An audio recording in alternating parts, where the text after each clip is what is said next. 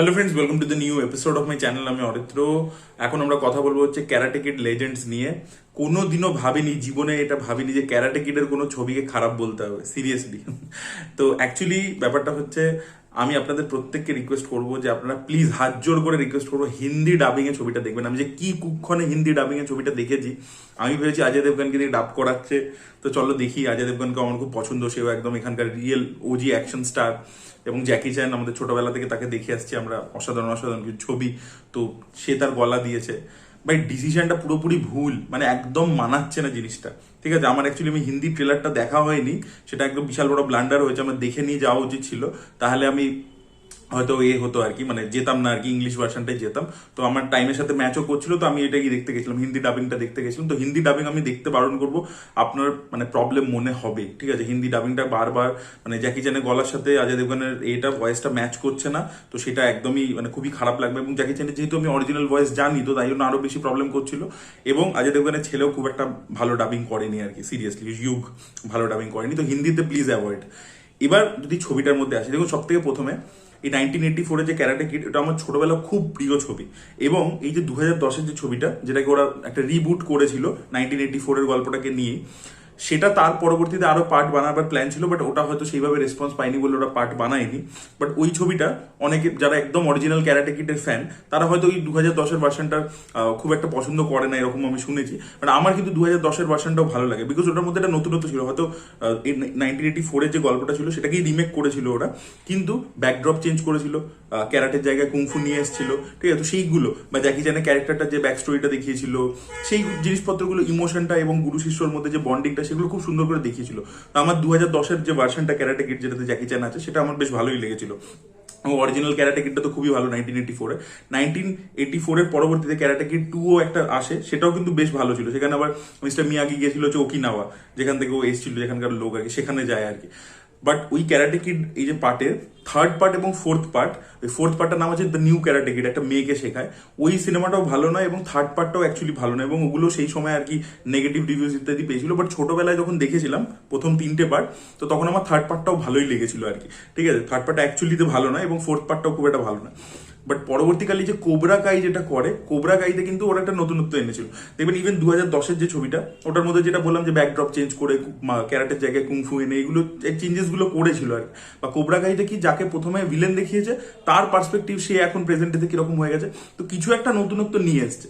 তো এবার আমি ক্যারাটে কিড লেজেন্ডসে যেটা ভাবছিলাম যে দুটো শাখা এক জায়গায় আসছে, যে মিস্টার মিয়াগির একটা শাখা, এবং এখান থেকে যেহেতু ওরা রিবুট আর অরিজিনাল টাইম লাইনটাকে ম্যাচ করেছে, এবারে এটা দেখুন বিজনেস পারপাসে করা, যে ভাই এটাকে দেখিয়ে আমি আরো বেশি লোককে থিয়েটারে আনবো। যে রালফ মাসিও রয়েছে, যার কোবরা কাই এত হিট হয়ে গেছে, আর ওইদিকে জ্যাকি চ্যান রয়েছে, ইন্টারন্যাশনাল অ্যাকশন স্টার।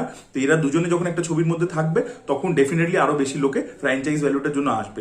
কিন্তু এই ভাবনাটা ঠিক আছে, কিন্তু সেই ভাবনাটাকে এক্সিকিউট করার জন্য যে ধরনের স্ক্রিপ্ট দরকার ছিল, সেটা কিন্তু এখানে নেই। ঠিক আছে, তার সব থেকে প্রবলেম হচ্ছে এখানে কোনো নতুনত্ব কিছু নেই। অ্যাকচুয়ালি ছবিটা যেখানে স্টার্ট হচ্ছিল, সেই জায়গাটা আমার মনে হচ্ছিল যে ওরা নতুন কিছু ট্রাই করেছে। যে এবারে যে স্টুডেন্ট, যাকে আমরা দেখতে পাচ্ছি, যে ইয়াং ছেলেটা, সে একটা লোককে শেখাচ্ছে। তো আমি ভেবেছিলাম যে আচ্ছা, এবারে ওরা ফ্লিপ করে দেয়নি তো, যে এবারে বাচ্চা লোকটাই একটা, মানে বাচ্চা যে ছেলেটা, সে একটা বড় লোককে শেখাচ্ছে। কারণ এখানে আমরা একটা দেখতে পাই একটা ক্যারেক্টারকে যে বক্সিং করে, তাকে ও কুংফুর কিছু জিনিসপত্র শেখায়। তো সেই জিনিসটা ভালো লাগছিল ওই অ্যাঙ্গেলটা। বাট তারপরে ওই যে ক্যারেক্টারটা একটা টাইমে গল্পের থেকে লেস ইম্পর্টেন্ট হয়ে যায়, মানে ও গল্প থেকে সরে যায়। তাহলে ওই ছবিটাকে মানে যে টাইমটা ওই ক্যারেক্টারটাকে অ্যালট করা হয়েছে বা ওই প্লটটাকে অ্যালট করা হয়েছে, ওটা কেন দেওয়া হলো তাহলে? Actually this should have been the reverse. যে তাহলে একটা নতুনত্ব হতো, যে আমরা জেনারেলি ক্যারাটে কিডে কি দেখে থাকি, যে সিনিয়র যে লোকটা সে স্টুডেন্টটাকে শেখায়, তো সেটা ফ্লিপ হতো আর কি, যে এবার স্টুডেন্টটা ওকে শেখাচ্ছে। ঠিক আছে, সিনিয়রটা এমন একটা কিছু এতে পড়েছে যে স্টুডেন্টটা নতুন ওকে কিছু শেখাচ্ছে। বাট সেটা কিন্তু আলটিমেটলি হয় না।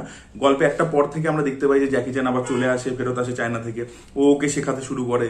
আবার তারপরে ও রাজ মাসি ওকে নিয়ে আসে, তো দুজন মিলে শেখায়। এবার এই যে ব্যাপারটা দেখুন, ওই এই ছবির একটাই মাত্র পজিটিভ হচ্ছে জ্যাকি চ্যানের তো একটা প্রেজেন্স আছে।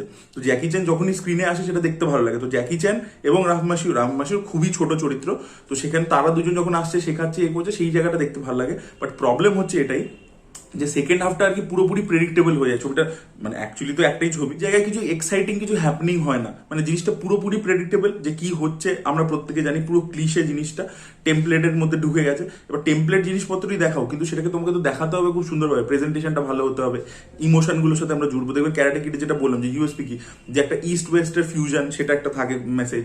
তারপরে এই যে টিচার স্টুডেন্টের মধ্যে বন্ডিং, যেমন 2010-এর ভার্সনটাতে একটা ডায়লগ ছিল যে there is nothing called as a bad student, maybe the teacher is bad. তো এই ধরনের যে ফিলোসফি ইত্যাদি সেগুলো কিছুই এবারে উঠে আসে না, ক্যারেক্টার লাইকেবল নয়, ঠিক আছে। এই যে প্রেমটা আমরা দেখতে পাচ্ছি মেয়েটা এবং আমেরিকান মেয়ে এবং এই ছেলেটার মধ্যে, সেটাও ওয়ার্ক করছে না। তো সেই জিনিসপত্রগুলো না, মানে কোনো রকম ইমোশন ইত্যাদি, মানে ক্লিশে প্লট পয়েন্ট ইউজ করলো, সেটাকে ভালোভাবে দেখাতে পারেনি, রাইটিং এর মাধ্যমে ফুটিয়ে তুলতে পারেনি। তো সেখানে ইমোশনটা কোথাও গিয়ে ল্যাক করছে। আর যেটা আরেকটা ব্যাপার হচ্ছে যে ক্লাইম্যাক্সটা খুব মন্টাজ ওরিয়েন্টেড হয়ে গেছে, মানে এবং ভিলেনটাকেও এখানে প্রপারলি ডেভেলপ করতে পারেনি, কারণ ছবির প্রথম দিকটা বললাম না একটা অন্যরকম গল্প চলছে, তারপরে একটা অন্যরকম গল্প শুরু হচ্ছে। তো সেখানে ওই ভিলেনটাকেও বেশি স্পেস দেয়নি, ও বেশি স্পেস পায়নি। এই দুজন ট্রেনারকে কেন দুটো ট্রেনারকে দরকার ছিল, এই জিনিসটাই সিনেমাটা ভালো করে আমাদেরকে এক্সপ্লেন করতে পারেন। যে ওই ভিলেনটা, আমি যেটা দেখবেন ট্রেলার রিভিউ সময় বলেছিলাম, প্রথম যখন ইংলিশেই ট্রেলার এসেছিল অনেক আগে, যে ভাই দুটো মানে শাখাকে এক জায়গায় যখন আসতে হচ্ছে, তার মানে villain should be that powerful, তবেই না ওকে দুটো জিনিসই শিখতে হচ্ছে। তো সেইটা আর কি মানে জোর করে মনে হচ্ছে আর কি, যে ভাই টাকার জন্য করেছে, কোনো ব্যাখ্যা নেই আর কি। এবং একটা জায়গায় ওরা এক্সপ্লেনেশন দিয়েছে যে কিভাবে মিয়াগির ক্যারাটেটা এই মানে হান যেটা মানে হান শিফু যেটা জ্যাকি চ্যানের ক্যারেক্টারটা, তার সাথে কিভাবে কানেক্টেড, মানে এর সাথে চায়নার সাথে, সেগুলো একটা ব্যাখ্যা দিয়েছে, কিন্তু সেটা কনভিন্সিং নয়। এবং পরবর্তীকালে কেন এই ভিলেনটাকে হারাবার জন্য দুটোর দরকার, সেগুলোও কিন্তু কনভিন্সিং নয় খুব একটা। আর ক্লাইম্যাক্সটাও সেরকম কোনো থ্রিলিং মোমেন্ট প্রোভাইড করতে পারে না। আর সিরিজ অফ মন্টাজ, ওই ট্রেনিং এর মন্টাজ চলে যাচ্ছে, তো ভাল লাগেনি ভাই, সিরিয়াসলি ভালো লাগেনি। বোঝাই যাচ্ছে টাকা পয়সার জন্য আর কি ছবিটাকে বানানো হয়েছে, মানে মানে ক্যাশ গ্র্যাব হিসেবে আর কি বানানো হয়েছে, এবং একেবারে জমেনি। তো দেখুন ক্যারাটে কিডের মানে পার্ট 3 পার্ট 4 অ্যাকচুয়ালি বাজে ছবি আর কি, মানে অরিজিনালটা বলছি, বাট সেটা তখন ছোটবেলায় অ্যাটলিস্ট দেখে, মানে আপনি এখনো যদি ক্যারাটে কিড 3টা দেখেন, পার্ট 4টা খুব বাজে, বাট 3টা যদি দেখেন অ্যাটলিস্ট ওই ছবিটা খারাপ হওয়া সত্ত্বেও আপনি দেখতে পারবেন ওয়াচেবল ছবি, এবং ভালো লাগবে, কিন্তু খারাপ লাগবে না, মানে গিল্টি প্লেজার হিসেবেও ঠিক আছে, মানে ওয়াচেবল। এই ছবিটা কিন্তু মানে পুরো পেন ইন দ্য অ্যাস আর কি হয়ে গেছে, যেটা খুবই খারাপ, যেটা আমি এক্সপেক্ট করিনি এই ফ্র্যাঞ্চাইজের থেকে। আমি মানে একটা বেসিক ছবি হলেও হতো, বাট ছবিটার রান টাইমটা যেহেতু খুবই কম, তো তাই জন্য না আপনাকে মানে এঙ্গেজ করে আর কি মোটামুটি এটা দেখে নিলেন, এরকম ব্যাপার হয় আর কি। মানে যদি এটা রান টাইমটা বড় হয়ে যেত তাহলে আরো বেশি প্রবলেমেটিক হতো।